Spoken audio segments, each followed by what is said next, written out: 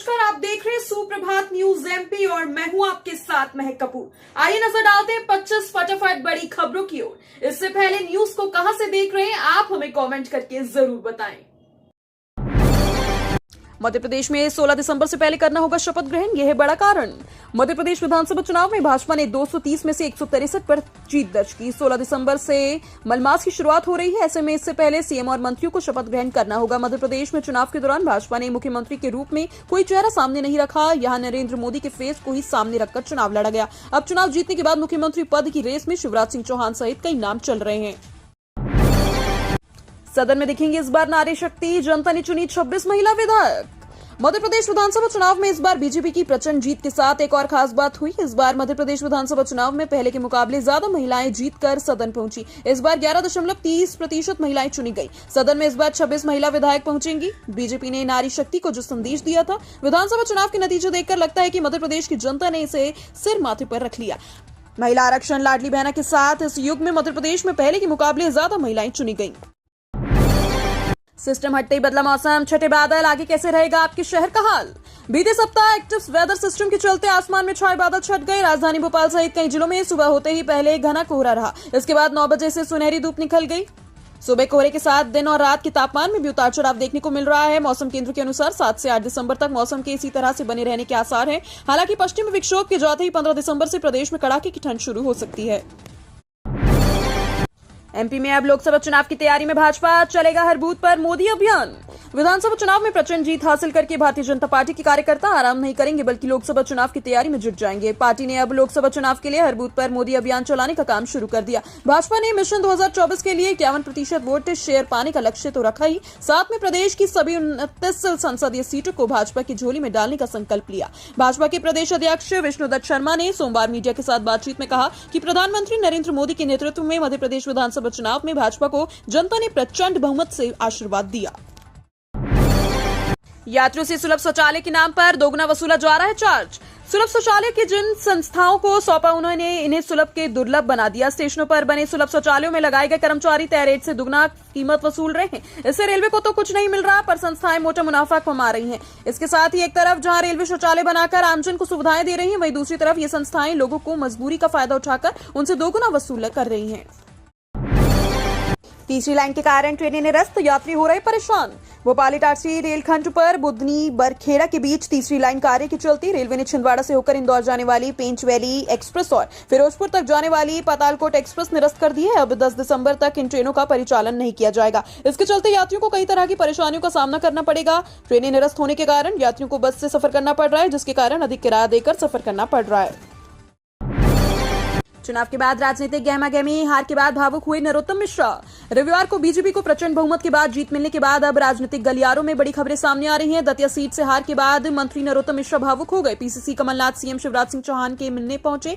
एक तरफ हार हुई सीट पर पार्टियों द्वारा मंथन हो रहा है, वहीं जीती पार्टी को शुभकामनाएं देने का सिलसिला शुरू हो गया है। दतिया सीट से हार के बाद मंत्री नरोत्तम मिश्रा भावुक होते नजर आए। 4 राज्यों में 92 बीजेपी कैंडिडेट के लिए योगी ने किया था प्रचार। 4 राज्यों छत्तीसगढ़, मध्य प्रदेश, तेलंगाना और राजस्थान में आए चुनाव परिणाम को लेकर भाजपा भले ही जीत का जश्न मना रही है, लेकिन इसमें पीएम मोदी के अलावा भाजपा के कई कद्दावर नेताओं का भी कहीं न कहीं श्रेय है। 4 राज्यों में जीतने के लिए भाजपा ने पूरी ताकत झोंक दी थी। भाजपा के यूपी के मुख्यमंत्री योगी आदित्यनाथ को भी चारों राज्यों में प्रचार के लिए उतारा था। सीएम योगी ने चारों राज्यों में जहां जहां प्रचार किया था, वहां सीटों के अब नतीजे सामने आ गए हैं। मध्य प्रदेश में तो योगी आदित्यनाथ की रैलियों के चलते भाजपा ने 29 प्रत्याशियों में से 22 ने जीत हासिल की है। मध्य प्रदेश में हो सकते हैं 2 डिप्टी सीएम, एक आदिवासी और एक ओबीसी चेहरा। मध्य प्रदेश में यूपी की तर्ज पर 2 डिप्टी सीएम हो सकते हैं। सूत्रों ने इस बात की जानकारी दी। सूत्रों के मुताबिक इसमें एक आदिवासी और एक ओबीसी चेहरा हो सकता है। मध्य प्रदेश में एक लीडरशिप तैयार करने की बीजेपी की रणनीति है। जातियों के समीकरण को बीजेपी साधने की कोशिश में है। सूत्रों के मुताबिक एक ब्राह्मण चेहरे को सीएम बनाने का तैयार किया जा रहा है, लेकिन अभी फाइनल नहीं है। मध्य प्रदेश में बीजेपी ने 163 सीटें जीतकर बंपर जीत हासिल की, जबकि कांग्रेस सिर्फ 59 सीटों पर ही सिमट गई। वहीं अब जल्द ही प्रदेश में नई सरकार का गठन होगा। इससे पहले प्रदेश के मुख्यमंत्री पद को लेकर कई तरह की चर्चाएं चल रही हैं। सीएम शिवराज के जिले सीहोर में फिर खिला कमल, 4 सीटें बीजेपी के खाते में। मध्य प्रदेश विधानसभा चुनाव 2018 की भांति 2023 के चुनाव में मुख्यमंत्री शिवराज सिंह चौहान का गृह जिले सीहोर फिर भागवा में रहे। जिले की चारों ही विधानसभा सीट बुदनी, सीहोर, आष्टा और इछावर से बीजेपी प्रत्याशी विजय हुए। बुदनी से मुख्यमंत्री शिवराज सिंह चौहान ने स्वयं बड़ी जीत दर्ज की। बता दें, सीहोर जिले की 3 संसदीय सीटें भी बीजेपी के खाते में आई। सूबे के साथ सीएम शिवराज सिंह चौहान के गढ़ सीहोर जिले में भी बीजेपी ने भगवा लहरा दिया। आज 5 दिसंबर को कांग्रेस की महत्वपूर्ण बैठक, अधिकृत प्रत्याशियों से कमलनाथ करेंगे चर्चा। 150 से ज्यादा सीटें जीतने का दावा करने वाली कांग्रेस को चुनाव परिणामों ने न सिर्फ चौंकाया बल्कि बड़ा झटका भी दिया। मतगणना से एक दिन पहले तक पीसीसी चीफ कमलनाथ को यह कहते हुए सुना गया था कि उन्हें किसी निर्दलीय तक की जरूरत नहीं पड़ेगी, यानी वो सरकार बनाने के लिए पूरी तरह आश्वस्त है। लेकिन जो परिणाम आए वह सबके सामने है। मध्य प्रदेश में कांग्रेस 100 के आंकड़े से नजदीक भी पहुंच नहीं पाई। ये कैसे हुआ? पार्टी अब इतनी बड़ी हार का मंथन करने जा रही है। मध्य प्रदेश में अब की बार लाडली सरकार। मध्य प्रदेश विधानसभा चुनाव में भाजपा को प्रचंड जनादेश मिला। 10 वर्ष बाद भाजपा को 230 सदस्यीय विधानसभा की 163 सीटों पर विजय मिली। इससे पहले 2003 में भाजपा को 173 और 2013 में 165 सीटों पर जीत मिली थी। वर्ष 2018 में भाजपा सत्ता से बाहर हो गई थी। 17 नवंबर को हुए मतदान के बाद रविवार को हुई मतगणना में कांग्रेस ने 67 और 1 सीट पर भाजपा के भारत आदिवासी पार्टी के प्रत्याशी ने जीत हासिल की। इससे स्पष्ट है कि मतदाताओं ने एक बार फिर भाजपा के पक्ष में जनादेश दिया। कॉलेजों के प्रवेश का आंकड़ा बनाने के लिए स्कूलों में चलाया जाएगा कॉलेज चलो अभियान। प्रदेश भर के कॉलेजों में प्रवेश का आंकड़ा बढ़ाने के लिए स्कूलों में अभी से कॉलेज चलो अभियान चलाया जाएगा। सत्र 2024-25 के तहत कॉलेजों में प्रवेश का आंकड़ा बढ़ाने के लिए यह अभियान 11 दिसंबर से 31 जनवरी तक चलाया जाएगा। इसके तहत स्कूलों में 12वीं के विद्यार्थियों को जागरूक किया जाएगा। संबंधित महाविद्यालयों के प्राध्यापक एवं जिला शिक्षा अधिकारी एवं स्कूलों के प्राचार्य के सहयोग से यह अभियान चलाया जाएगा। जमीन पर उतरा भाजपा का नारा, एमपी के मन में मोदी, मोदी के मन में एमपी।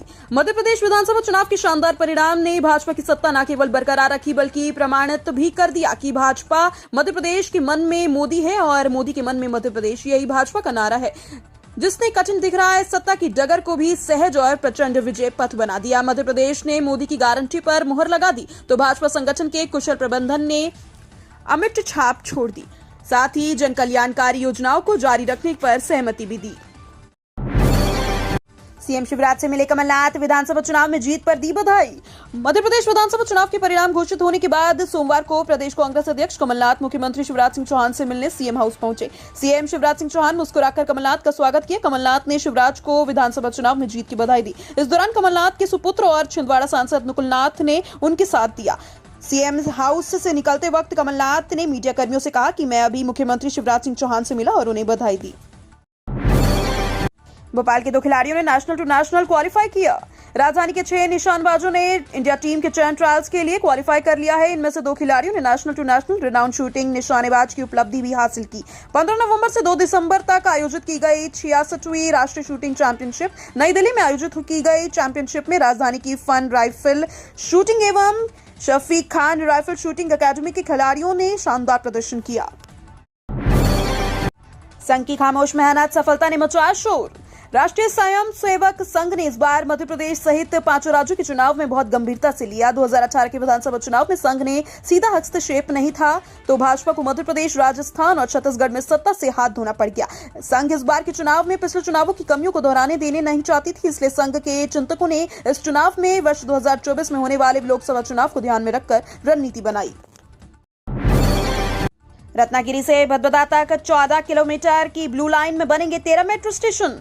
राजधानी में सुभाष नगर से रानी कमलापति तक मेट्रो का ट्रायल शुरू हो चुका है। अब एम्स से सुभाष नगर तक करीब 7 किलोमीटर के प्रायोरिटी कॉरिडोर में मेट्रो का कमर्शियल रन शुरू किया जाएगा। इधर रत्नागिरी तिराहे से भदभदा चौराहे तक मेट्रो की ब्लू लाइन के निर्माण के लिए भी कंपनी को काम शुरू कर दिया है। इसमें 14 किलोमीटर का elevated corridor, 13 metro station, rolling stock समेत अन्य निर्माण कार्यों में 1122 करोड़ रुपए खर्च होंगे। वर्ष 2026 तक ये प्रोजेक्ट पूरा कर लिया जाएगा। भाजपा का भेदी किला, मेंदोला ने बनाया रिकॉर्ड, प्रदेश की सबसे बड़ी जीत। विधानसभा क्रमांक 2 में भाजपा के रमेश मेंदोला ने चौथी बार जीत का परचम लहराया। वह विधानसभा क्षेत्र 1993 से भाजपा का गढ़ रहा। पिछले 3 बार के चुनाव में हर बार शहर के अन्य प्रत्याशियों के मुकाबले रमेश मेंदोला ने सबसे ज्यादा मत व लीड का रिकॉर्ड बनाया। वर्ष 2013 में उन्होंने कांग्रेस के छोटू शुक्ला को हराकर 91,017 की लीड का रिकॉर्ड बनाया था। वर्ष 2018 के चुनाव में उन्होंने कांग्रेस प्रत्याशी मोहन सेंगर को हराकर 71,011 की लीड ली, जो प्रदेश में कीर्तिमान है। इस बार के चुनाव में भी मेंदोला ने कांग्रेस प्रत्याशी चिंटू चौकसी को 1,07,047 मतों से हराकर जीत की नई इबारत खिली। प्रदेश के किसी प्रत्याशी की ये सबसे बड़ी जीत है। विधानसभा पीएस ने बढ़ाया शालीनता का पाठ, विधायकों ने स्वागत की तैयारियां। 16वीं विधानसभा के गठन की कार्यवाही प्रक्रियाधीन है। निर्वाचन परिणाम आ चुके हैं। विधानसभा के निर्वाचित माननीय सदस्यों की सम्मान अगवानी के लिए विधानसभा सचिवालय पूर्ण रूप से उत्साह के साथ तैयार है। इस बात विधानसभा के प्रमुख सचिव एपी सिंह ने सोमवार को विधानसभा में अधिकारियों एवं कर्मचारियों की समीक्षा बैठक के बाद कहा। प्रमुख सचिव ने कहा कि विधानसभा सचिवालय का एक विशिष्ट स्थान है जिसकी हम सभी को अपने कार्य व्यवहार से गरिमा बनाए रखनी चाहिए। रातीबड़ में बनेगी ट्रिपल आईटी की बिल्डिंग, 50 एकड़ में तैयार होगा कैंपस। 6 साल से मैनेज से संचालित हो रहे Indian institute of information technology triple IT को अब अपना भवन और कैंपस मिलने जा रहा है। राष्ट्रीय स्तर से इस संस्थान का कैंपस 50 एकड़ में तैयार होगा। यह विद्यार्थियों के लिए hi tech lab, parking, library, hostel, खेल ग्राउंड सहित अन्य सुविधाएं होंगी। हालांकि ये सब तैयार होने में 2-2.5 साल लग जाएगा। जमीन आवंटन की प्रक्रिया अंतिम चरण में है, जिसके बाद निर्माण कार्य आरंभ होगा। बता दें, भोपाल में ट्रिपल आईटी की स्थापना 6 साल पूर्व हो चुकी है। वर्तमान में संचालित बीटेक पाठ्यक्रम में 950 विद्यार्थी अध्ययनरत हैं। सीएम बनने के सवाल पर बोले शिवराज, पार्टी तय करेगी, यहाँ काम करना है। मध्य प्रदेश में विधानसभा चुनाव में भाजपा को बहुमत मिली। इसके बाद अब प्रदेश में मुख्यमंत्री के फेस को लेकर भी चर्चा होने लगी है। जहां एक तरफ सीएम शिवराज सिंह चौहान के 5वीं बार मुख्यमंत्री बनने के आसार हैं, वहीं अन्य नामों को लेकर भी अटकलें का दौर शुरू हो गया है। इसी बीच सीएम शिवराज ने उनके दोबारा मुख्यमंत्री बनने को लेकर बयान दिया। मुख्यमंत्री शिवराज सिंह चौहान ने कहा कि भाजपा तय करेगी कि मुझे कहां काम करना है। फिट इंडिया वीक, आज मंगलवार से स्वास्थ्य और उद्यमिता के गुर सीखेंगे विद्यार्थी। युवाओं के मानसिक शारीरिक स्वास्थ्य के साथ ही स्वरोजगार के अवसर सृजित करने के लिए युवा कार्यक्रम एवं खेल मंत्रालय की ओर से देश भर में फिट इंडिया वीक का आयोजन किया जा रहा है। भोपाल में ये कार्यक्रम भारतीय सूचना प्रौद्योगिकी संस्थान में हो रहा है। मेरठ की एलआरसी बिल्डिंग में सुबह 9 बजे कार्यक्रम का शुभारंभ होगा। फिटनेस की डोज, आधा घंटा रोज थीम पर आयोजित यह कार्यक्रम 5 से 8 दिसंबर तक चलेगा। स्नातक प्रथम वर्ष के 15 पाठ्यक्रम की पूरक परीक्षाएं 12 दिसंबर से। विधानसभा चुनाव के कारण महीने भर पिछली स्नातक प्रथम वर्ष की पूरक परीक्षाएं अगले सप्ताह से शुरू होंगी। देवियालय विश्वविद्यालय ने सोमवार को 15 पाठ्यक्रमों का टाइम टेबल जारी कर दिया है। साथ ही परीक्षा केंद्र भी निर्धारित कर दिए गए हैं। 45 केंद्रों पर 11,000 छात्र छात्राएं के बैठने की व्यवस्था की गई। इसके अलावा गोपनीय विभाग ने उड़न दस्ता भी बनाया है। ये सभी केंद्रों का निरीक्षण कर नकल रोकेंगे। वैसे विश्वविद्यालय प्रशासन ने स्नातक द्वितीय वर्ष की परीक्षा को लेकर स्थिति स्पष्ट नहीं की है। अधिकारियों के अनुसार परीक्षा में शामिल विद्यार्थियों को बुधवार से रोल नंबर जारी किए जाएंगे। पेड़ों पर बड़ी बड़ी कील ठोककर विज्ञापन करने वालों पर पुलिस कार्यवाही एवं जुर्माने की मांग। राजधानी भोपाल में पर्यावरण प्रेमियों ने मानव अधिकार आयोग, कलेक्टर और कमिश्नर को पत्र लिखा। उन्होंने मांग की है कि भोपाल शहर में पेड़ों पर बड़ी बड़ी कील ठोककर विज्ञापन हो रहे हैं। ऐसे होने से हरे भरे पेड़ सूख जाते हैं। शहर में वैसे ही हरियाली कम हुई है और इस प्रकार से विज्ञापन होने से पेड़ धीरे धीरे सूख जाते हैं। प्रदूषण लगातार बढ़ रहा है, लोगों को जीना मुश्किल हो रहा है। इस प्रकार के विज्ञापन करने वालों को लेकर निगम के अधिकारियों को जानकारी देने के बाद भी उचित कार्यवाही नहीं की जाती, जबकि नियम अनुसार संपत्ति विरूपण अधिनियम के तहत पेड़ों पर विज्ञापन करने वालों पर पुलिस कार्यवाही और जुर्माने का निगम से नियम बनाया जा रहा है। ऐसे में कृत्य करने वालों पर कार्यवाही हो रही है।